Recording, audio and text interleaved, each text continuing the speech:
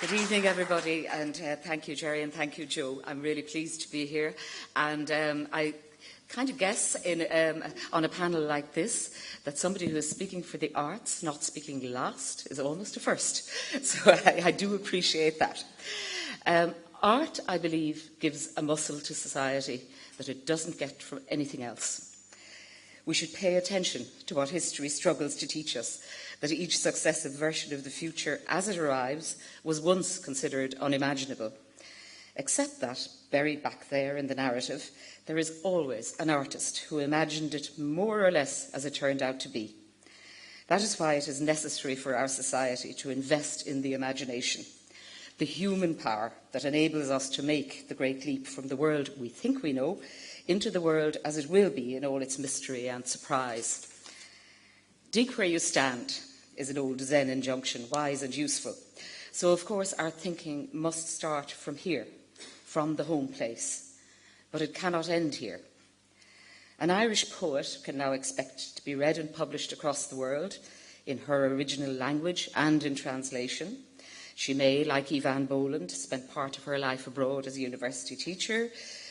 Other artists work as writers in residence, artists in residence in far-flung places.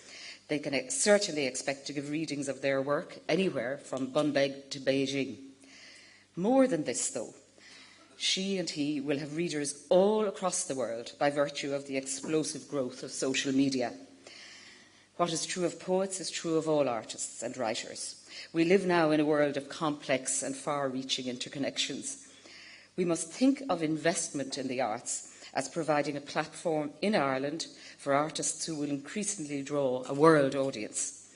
Irish filmmakers, musicians, actors, painters, as well as our writers, are already making their way in this very cosmopolitan world of instant access, multiple presences that the technology makes possible. We can confidently expect that as yet unseen developments will further collapse distance insofar as the reach of art goes. It is literally impossible to calculate the reputational value that accrues to Ireland by virtue of our work in the arts. But it is possible to say it is already huge and will certainly grow into the future if the state keeps faith with its artists. We should be acutely aware that such globalisation has its dangers as well as its opportunities. And the principal one, from our point of view, is that we will risk breaking the ancient and vital connection between a people and its artists. The downgrading of investment in the arts that we have seen in recent years is perhaps a sign that government is not completely aware of the consequences of breaking that connection.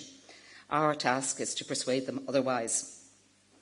The fact is, our artists have always been the awkward squad in the body politic, and it is this very awkwardness that makes them invaluable.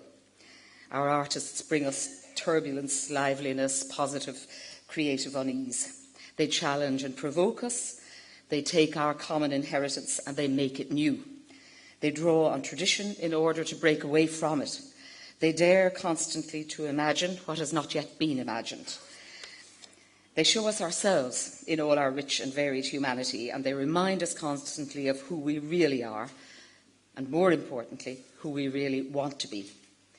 It seems to me only common sense that a small and economically vulnerable society like ours should pay particular attention to nourishing and fostering the creative industries, industries that can be sustained indefinitely into the future while remaining based in Ireland, industries where the value-added component remains in Ireland. It seems to me equally a matter of common sense that what inspires and feeds into the creative industries sector is a healthy and vibrant arts community. The Irish macroeconomic model is heavily dependent on attracting multinational industries to our island. These industries are volatile, ruthless, and highly mobile. We can count on them remaining here only so long as they cannot make greater profits elsewhere.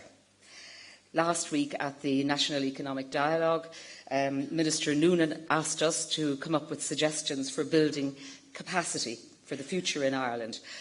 I offer one modest response. There is a fantastic ability to build capacity in the arts, the creative industries, and in the production of ideas here in Ireland. It makes sense to develop a strategy for growth that draws heavily on these indigenous resources, on the imaginative capacities we have in abundance, on our still strong sense of mutual loyalty, above all, of loyalty to our home place, our home community. In developing such a strategy, we have much to learn from our entrepreneurial artists who have chosen to make their lives here, from our arts organisations who offer a return on state investment of an order of magnitude greater than almost any other agency can boast, and who have between them done so much to foster that community solidarity, which is the only reliable basis for a viable future on our island.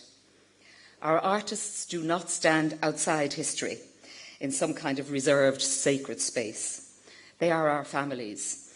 They are with us. They are beside us, walking the same streets, suffering the same vicissitudes, laughing, dancing and suffering with us. The truth and the tenor of the times that we live through together will always mark the work of every artist, sometimes directly, sometimes at a slant, but all art, one way or another, comes out of a world we share. And of course, that world is also being shaped by the art it nurtures, encourages and produces.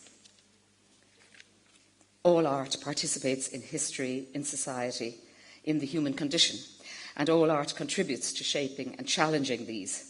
If Ireland over the next few decades is to grow and mature into an even more confident republic, a republic of values and of tolerance, we need to consider how best to ensure that the vital role that artists play in our lives is protected and is provided for.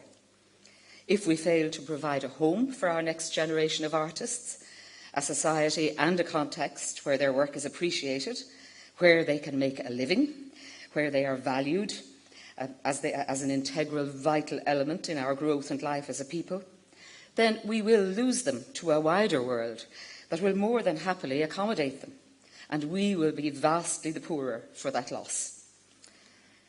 We are all in favour of travel, for making ourselves actively open to other traditions, other sources of inspiration, and our Irish artists are already living valued and admired presences in other places, in other traditions.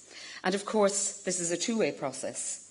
Japanese, Greek, Russian, American artists equally have access to our traditions, to the rich depths of our cultural inheritance and living practice.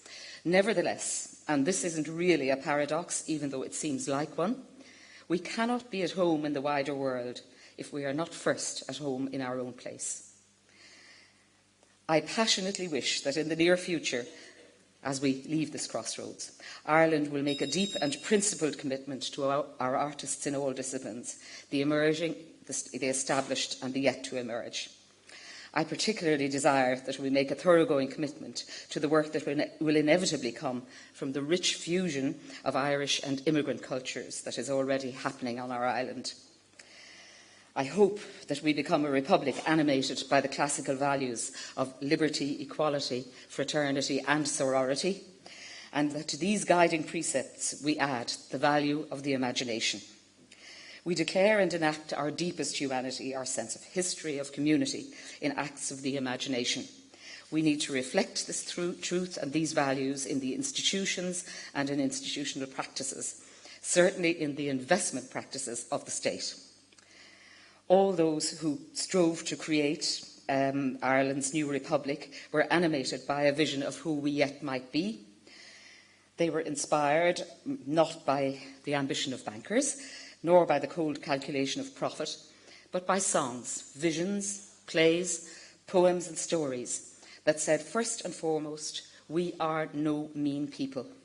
We imagined ourselves a republic then, and however imperfect it has been, battered, betrayed and besieged as it may be, we have a republic yet, but we can make it better, broader, deeper and more just.